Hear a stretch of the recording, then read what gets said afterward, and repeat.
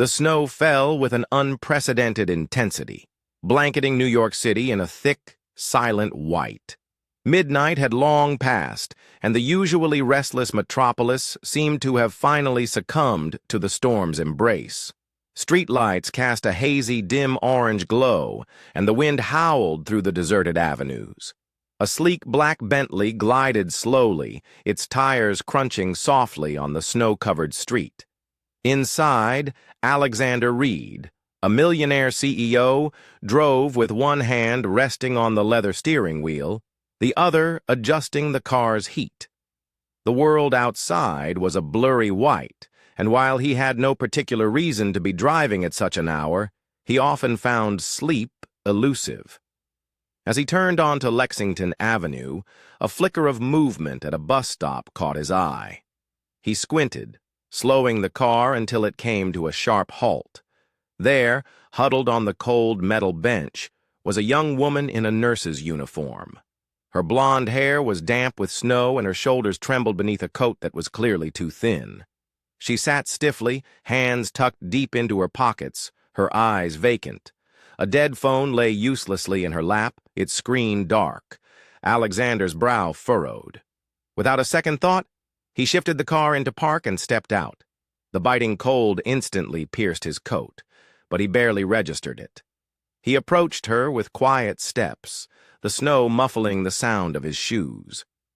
She didn't look up until he spoke. "You're coming with me." Her head snapped towards him, eyes wide with alarm. "Excuse me? I don't even know you." He looked directly at her, his voice calm yet firm.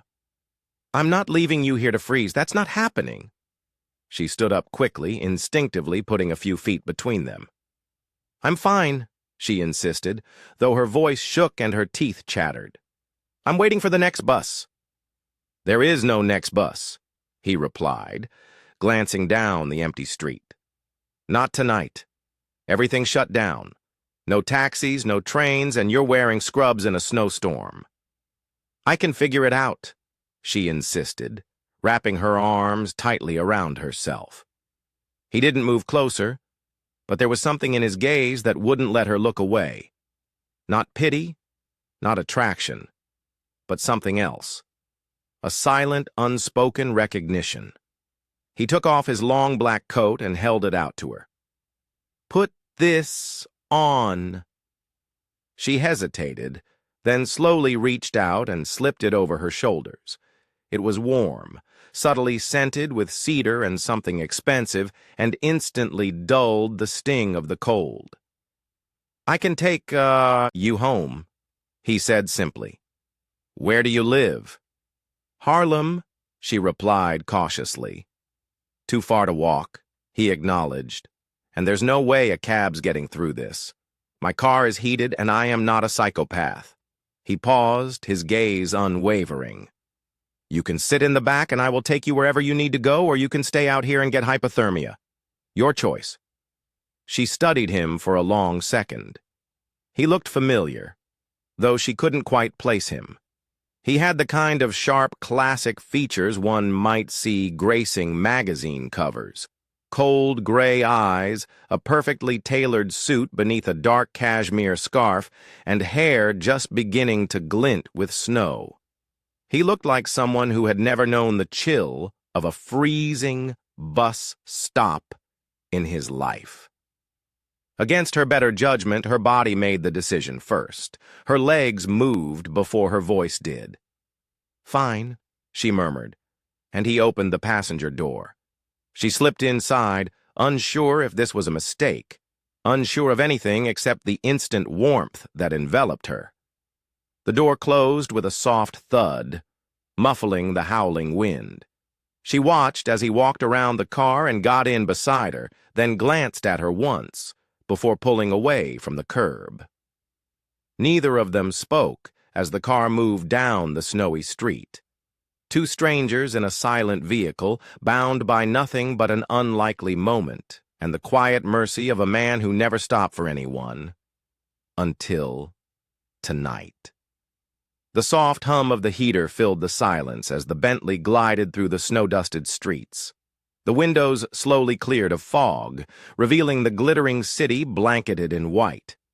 Inside the car, the warmth was almost shocking after the bitter cold outside. Lily sat rigidly in the passenger seat, her hands still wrapped tightly around the coat he had given her. She pulled it closer, inhaling the unfamiliar but comforting scent embedded in the fabric. It smelled of money, yes, but also of something calm, composed, safe. She glanced sideways at the man driving.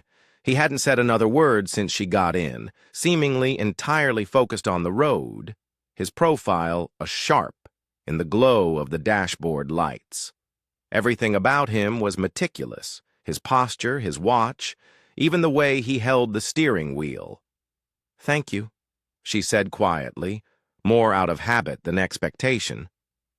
He didn't look at her. "You do not have to thank me. You were freezing." She hesitated. Still, most people wouldn't have stopped. A faint smile pulled at the corner of his lips. "I am not most people." The response could have sounded arrogant, but it didn't. It was just a fact. They fell silent again, and Lily leaned back against the seat. The exhaustion hit her hard now that she was finally warm. 14 hours straight on the hospital floor, short-staffed, no lunch break, and a difficult patient coding during her last hour. She hadn't meant to miss the last bus, but things like that kept happening. Her life was a balancing act on the edge of collapse. Rent overdue, her second job cutting shifts, and her student loan collector calling like clockwork. He turned the car into an underground garage. Lily's eyes widened as they descended into a private entrance lined with polished concrete and soft lighting. "This isn't just any apartment building? You live here?" she asked, eyebrows raised. "For now," he replied, putting the car in park. "Come on, you are staying here tonight." She blinked. "Wait, what?" "It is not a question," he said, already stepping out of the car. "You need a place to sleep. I have more than enough space." Her instincts flared. "I can't just stay at some stranger's place." He paused beside the open passenger door, meeting her eyes without force or plea. "No strings. I will take the guest room. Lock the door if you want, but you are not wandering out into that storm." She bit her lip, half of her brain telling her this was insane, the other half weighed down by fatigue and the lingering memory of that frozen bench. After a moment, she got out of the car. Inside, the apartment was even more stunning than she expected. Floor-to-ceiling windows, warm lighting, a roaring fireplace, and a silence so complete it felt sacred. The space was elegant, yet not cold, tasteful, masculine, not showy. "You can take the room on the left," he said, gesturing toward a hallway. "There are clean clothes in the dresser. They will be big on you but warm." She turned to him slowly. "Why are you doing this?" He shrugged slightly. "Because I can, and because I have a conscience." That answer lingered with her as she walked to the guest room. The bed was made perfectly. The sheets smelled like lavender and something expensive. Everything was pristine, but it didn't feel empty. It felt lived in, yet untouched, like someone who had everything and still felt nothing. 15 minutes later, wearing an oversized gray sweater and sweatpants that almost swallowed her, Lily stepped quietly back into the kitchen. She had meant to ask for water, but froze in the doorway. Alexander was standing at the stove, cooking. Not a private chef, not takeout, just him in a white t-shirt and dark slacks, stirring something in a small pot. He glanced over and noticed her watching. "I figured you might be hungry." She blinked. "What are you making?" "Ramen," he said simply. "Nothing fancy, just warm." She stepped closer, surprised at how normal he looked now. Just a man, not a billionaire, just someone who, for whatever reason, had seen her and fed her. As she sat at the counter, he set a bowl in front of her and handed her a pair of chopsticks. She stared at him, more confused than ever. Not what I expected. He looked at her, eyes unreadable. Neither are you. The morning light spilled through the tall windows, casting soft gold across the guest room. Lily awoke to the scent of coffee drifting through the apartment and the strange comfort of sheets far softer than any she had ever owned. For a moment, she forgot where she was. Then it all returned. The snow, the Bentley, the stranger who had made her ramen at 2 a.m. She found a note on the kitchen counter, written in precise, slanted handwriting. "There's cab money on the table. You can leave whenever you're ready, but if you want to talk again, call me." Beneath it lay a crisp $100 bill and a business card. Alexander Reed, Reed Global Investments. She stared at the name for a long minute. It rang a faint bell. Magazine articles, finance blogs, some Forbes list she had skimmed at a grocery checkout. So that's who he was. She took the money but left the card. 3 days passed, and she did not call. But on the 4th evening, while working a volunteer shift at a community health fair organized by the hospital, she saw him again. He was standing in the back of the event hall, silent and still among the bustling crowd of nurses, patients, and donors. No fanfare, no entourage, just him, dressed in charcoal gray, hands in his coat pockets, eyes scanning the room until they landed on her. Lily was helping a frail elderly man into a chair for his free checkup. He had no ID, no insurance, no family listed, just a worn-out coat and a gentle smile. She knelt beside him, speaking softly, taking his blood pressure with the tenderness of someone who believed every person deserved dignity, no matter their circumstances. From across the room, Alexander watched. He did not move, did not interrupt, but something in his expression shifted, something subtle, but profound. When the line thinned and the crowd began to disperse, Lily turned and noticed him. She hesitated, then approached him. "You followed me here?" she asked, half teasing, half unsure. "No," he said. "I fund this program every year. I just did not expect to see you." She folded her arms. "Well, here I am." He looked around the hall. "You volunteer after 14-hour shifts?" She shrugged. "People need help. I know what it's like not to have any." He nodded, quiet for a moment, then said, "My mother was a nurse. She used to bring me to places like this when I was a kid. I hated it back then, but now I think I understand." Lily tilted her head. "You never mentioned that." "There's a lot I do not mention," he replied, the edge of a smile touching his lips. They stood in silence for a beat. Then he said, "Come with me. Just for coffee. No pressure." She hesitated again, but this time she nodded. Coffee turned into a walk. The walk turned into sitting on a bench at the edge of Central Park, where the snow had melted just enough to expose the earth beneath. They didn't talk about money or careers or anything impressive. They talked about insomnia, about bad cafeteria coffee, about books they had started and never finished. It became a pattern. Over the next few weeks, they kept running into each other. Or maybe not accidentally, she started to wonder. But she never asked. Sometimes, they would meet at the hospital cafeteria late at night. Sometimes he would send a driver to take her to a quiet spot where he was already waiting with hot chocolate or a bag of her favorite chips. He had asked once casually and remembered. They never labeled what they were doing. They never held hands. But it felt like something more real than anything she had known before. They were not dating. They were two people figuring out how to be alive again. One night, as they sat side by side on the steps of the Metropolitan Museum, sharing a silence filled with unspoken thoughts, she looked over at him and said, "You're different from what people say about you."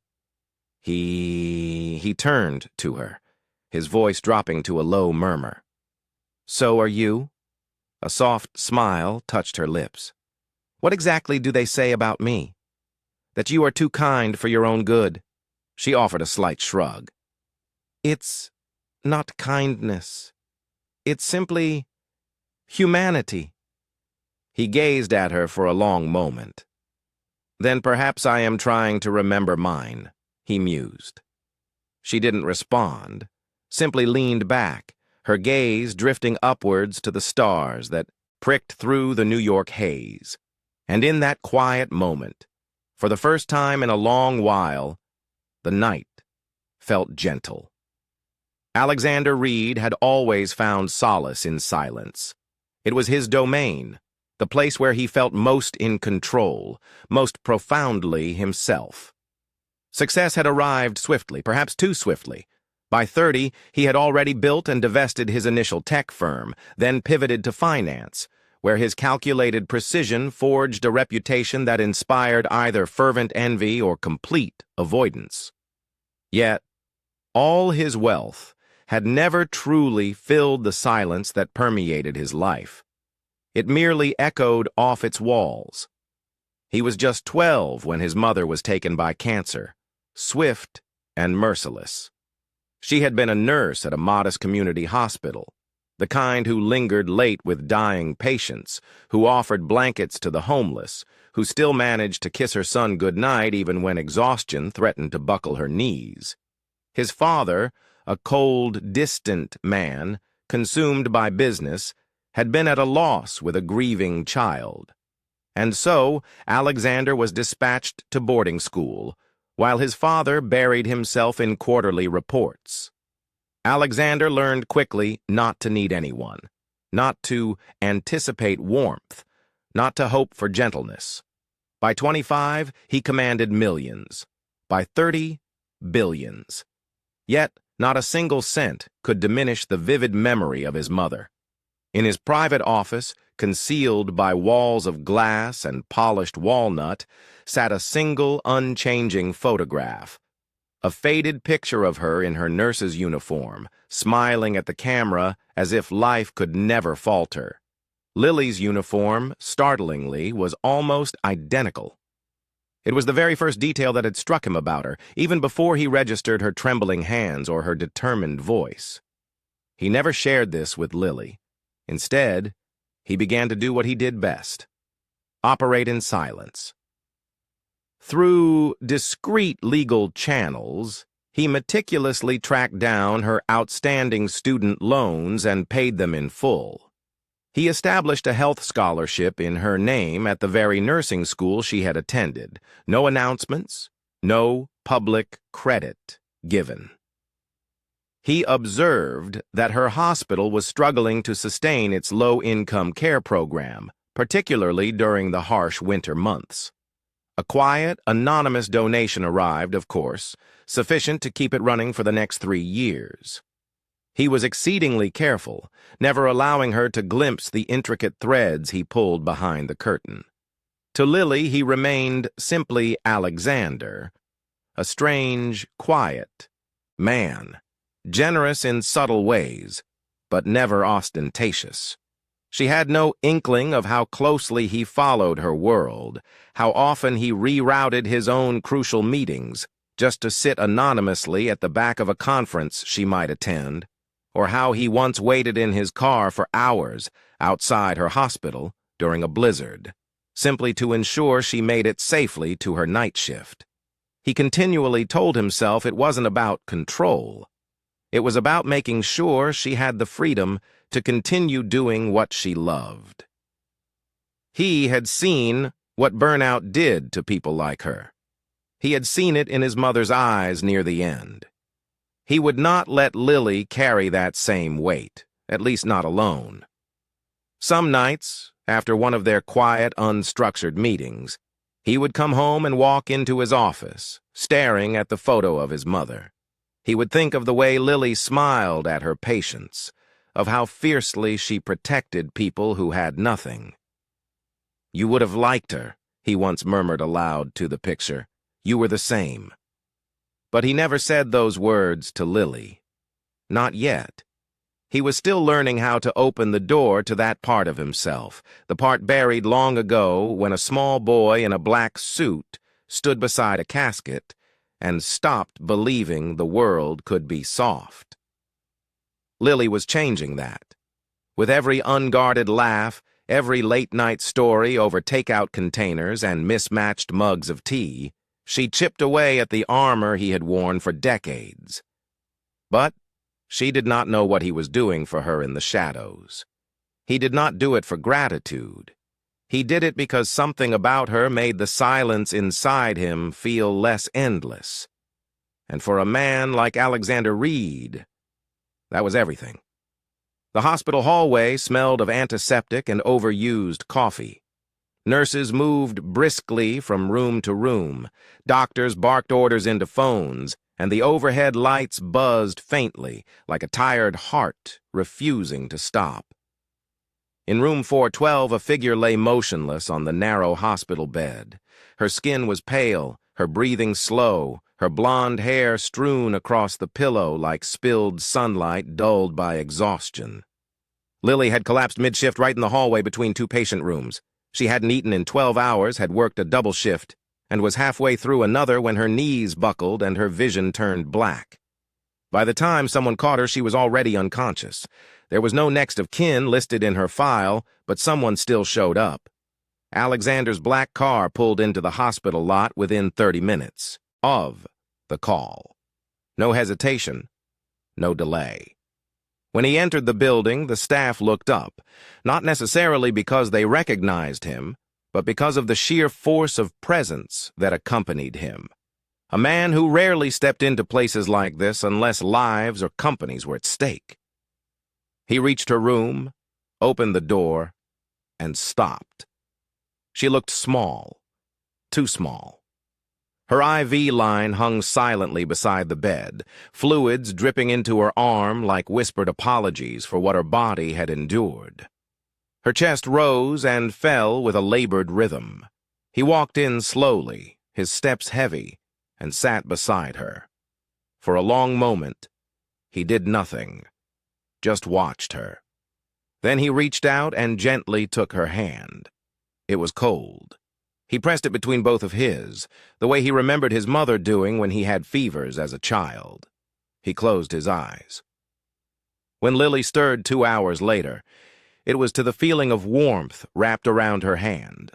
Her eyelids fluttered open, and the first thing she saw was him, Alexander, sitting there, sleeves rolled up, tie loosened, hair a little messy like he had run his hand through it one too many times. "What?" she whispered. "You passed out," he said, his voice tight. "You're severely dehydrated and underfed." She blinked slowly. "Oh, is that all you have to say?" His voice cracked, and when she turned to look at him fully, his eyes were storm dark. She tried to sit up, wincing. "It's not a big deal. I just pushed myself a little too hard." "A little?" he snapped, standing abruptly. "You work 2 jobs. You skip meals. You barely sleep. You think that is nothing?" She winced again, not from pain, but from the sharpness in his tone. "Alexander." "No," he said, pacing now, his hands clenched at his sides. "You should have told me. I could have. I would have helped." "I didn't want help," she said sharply, and the air between them stilled. He turned to her slowly. Lily's eyes welled with tears, her voice trembling. "I've always taken care of myself since I was 16. No one ever shows up. No one stays. And I didn't want to owe you anything. I didn't want you to look at me like I was broken." He moved toward her slowly. She wiped her face, ashamed. "I'm sorry. I didn't mean to fall apart like this." "You're not falling apart," he said gently. "You've been holding the world together with your bare hands." She met his gaze, raw and exposed. He sat beside her again, more slowly this time, and took her hand back into his. But now, he held it tightly. "Not anymore," he said softly, the anger gone, replaced by something deeper.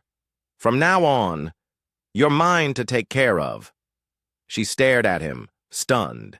He didn't say it like a man claiming ownership. He said it like a man making a promise, a vow. Tears slipped down her cheeks, and she did not pull her hand away. And for the first time in as long as she could remember, Lily felt what it was like to be seen, to be cared for. Not because she asked, not because she earned it, but simply because someone refused to let her suffer alone. The move happened without a conversation.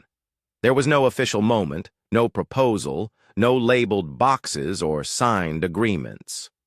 One evening, Alexander had offered to drive Lily to her apartment, and she had simply said, "I don't really live there anymore, do I?" He had nodded once, and from that moment, her things began quietly appearing in his space. They never spoke of it. They just adjusted. Her scrubs were folded next to his suits in the closet. Her toothbrush leaned beside his in the bathroom. He cleared a drawer in the kitchen for her tea and left a fuzzy blanket draped on the couch because she always ran cold. Still, there were no whispered "I love yous," no candle-lit dinners, no arms pulling her close in sleep. At night, he took the sofa. At first, she thought it was chivalry, then maybe discomfort. Then she realized he was afraid of something he could not name. He was learning how to be close, but learning slowly. Alexander showed affection in unspoken gestures. Each time Lily worked a night shift, a warm container of her favorite food would be waiting in the staff fridge with a note taped to it. "Eat, please." Her photo, a candid shot he had taken while she laughed in Central Park, sat framed on his desk in the office where no one else ever entered. When she once forgot her coat at home, a courier appeared at her hospital with a brand new one, tailored, elegant, and far too expensive. He never said, "I miss you," but he started canceling meetings just to walk her to work. She knew he cared, but she didn't know if he knew what that meant. Because there was still a wall, a quiet, soft wall she could not climb. He never said how he felt, never reached for her hand in public, never once asked her to stay the night in his bed. Not because he didn't want her, but because perhaps he didn't know how to need anyone out loud. And slowly, that silence began to wear on her. One evening, Lily returned from a shift to find the apartment quiet as usual. The lights were dim. A fire flickered in the hearth. Her favorite book rested on the armrest of the couch just as she'd left it. But he was not there. She found him in his office, staring out the window, the photo of his mother beside him. Her own photo just inches away. She stepped inside, her voice gentle. "You always look at that photo when something's wrong." He didn't turn. "It helps me remember." "Remember what?" His silence was long. "That people like her and like you still exist." She swallowed hard. "Alexander," she whispered. "What are we doing?" He finally looked at her. "What do you mean?" She gestured between them. "We live together. We talk. We share meals. But we don't touch. We don't say things. I don't even know if you want me here." "I want you here," he said, too quickly. "Then why does it feel like I'm a guest in your life?" Her voice cracked. "Why won't you let me in?" He looked down, jaw tight. "Because once I let people in, they leave." "I'm not people," she said. "I'm me." "I know." His voice was low. "That's what makes it harder." She stared at him for a long time, then said softly, "I love you, Alexander. I think I have for a while." He looked at her, eyes wide, but he said nothing. The silence stretched too long, and that was when she knew. She nodded slowly with a sad smile. "That's okay," she whispered. "You don't have to say it, but I can't keep waiting for a man who can't decide if he's allowed to feel." She turned and walked out of the office. That night, she packed her things. He did not stop her. He stood in the hallway, one hand on the door frame, his lips parted, his whole body taut, as if fighting something ancient and hard. But he said nothing. When the door clicked shut behind her, the silence in the apartment changed. It was no longer soft. It was shattering. The silence she left behind was deafening. For days, Alexander moved through his penthouse as if sleepwalking.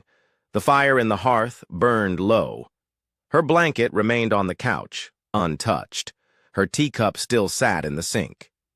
Her scent lingered on his coat, and he found himself standing in doorways looking for her without meaning to. Meetings passed without his focus. Investors called and were ignored.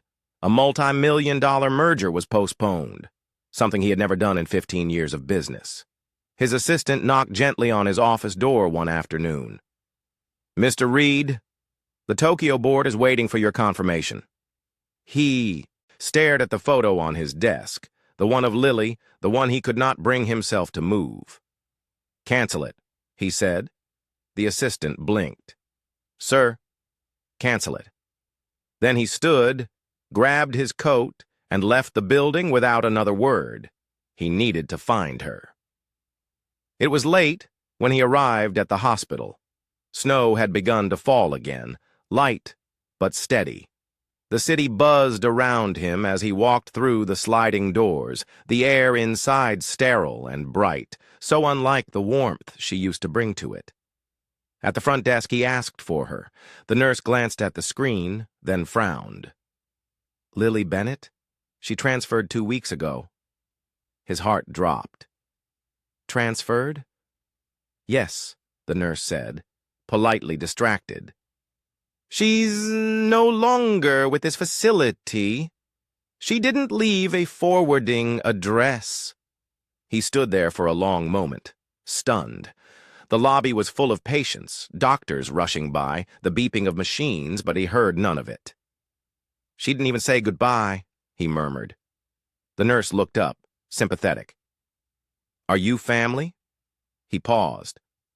"No," he said quietly. "I guess not." He stepped outside, the cold air biting at his skin. Snowflakes fell onto his coat and melted without a trace. He walked out into the hospital courtyard and stopped at the center, surrounded by silent benches and bare trees. His chest tightened. He turned his face to the sky, eyes filling before he could stop them. "She was the only thing," he whispered, his voice cracking, "that made me human." And the snow kept falling. Winter returned to New York with a hush of falling snow and a softness that made the city feel gentler. It had been a year since Lily left, a year since she walked away from the man who had not yet learned how to love out loud. Now she was different, stronger, more certain. As head nurse at a small hospital in upstate New York, she was respected and relied upon. Yet on quiet nights with tea in her hands, she still thought of him, still wondered if he had searched for her, still felt the echo of the words he never said. Then came the call. Her aunt had suffered a mild stroke, and Lily returned to the city to care for her. She moved into a small rental near the Upper East Side, telling herself it was temporary.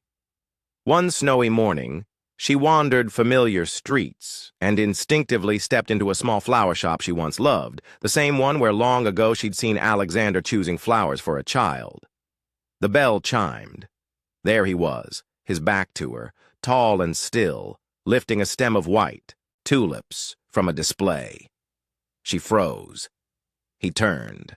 Their eyes met, and for a moment the world held its breath. Alexander looked older, wiser, softer, but still entirely him. He placed the flowers down gently and stepped toward her, close, but not too close. "You're coming with me," he said, his voice low. The words echoed from a year ago, but now they carried something raw, something real. He paused, eyes steady. "If you still want to." I never stopped waiting. Tears welled in her eyes before she could stop them. She nodded, unable to speak. He took her hand with care and quiet awe, as if afraid it might vanish. But when their fingers locked, it was with the certainty of someone who had learned what it meant to lose, and who would never risk it again. He brought her home, not to a penthouse, but to a warm apartment on the edge of Central Park, a space filled with plants, soft light, and little details that whispered her name. Her blanket, her photo, her presence always kept close. "You kept everything," she whispered. "I kept you," he said. 6 months later, they married on a soft summer morning in the garden of Alexander's restored family home. Laughter lined the aisle. Laughter filled the air. Guests were few but dear. Colleagues, old patients, friends who had seen their story unfold.